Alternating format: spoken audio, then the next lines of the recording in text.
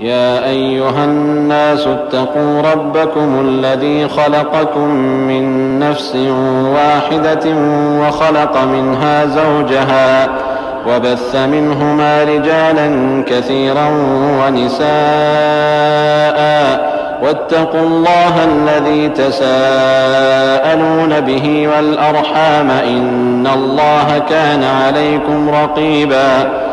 وآتوا اليتامى أموالهم ولا تتبدلوا الخبيث بالطيب ولا تأكلوا أموالهم إلى أموالكم إنه كان حوبا كبيرا وإن خفتم ألا تقسطوا في اليتامى فانكحوا ما طاب لكم من النساء مثنى وثلاث ورباع فإن خفتم ألا تعدلوا فواحدة أو ما ملكت أيمانكم ذلك أدنى ألا تعولوا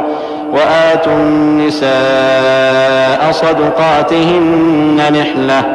فإن طبن لكم عن شيء منه نفسا فكلوه هنيئا مريئا ولا تؤتوا السفهاء أموالكم التي جعل الله لكم قياما وارزقوهم فيها واكسوهم وقولوا لهم قولا معروفا وابتلوا اليتامى حتى إذا بلغوا النكاح فإن آنستم منهم رشدا فادفعوا إليهم أموالهم ولا تأكلوها إسرافا وبدارا أن يكبروا ومن كان غنيا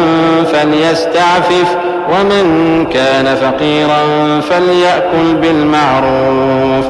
فإذا دفعتم إليهم أموالهم فأشهدوا عليهم وكفى بالله حسيبا.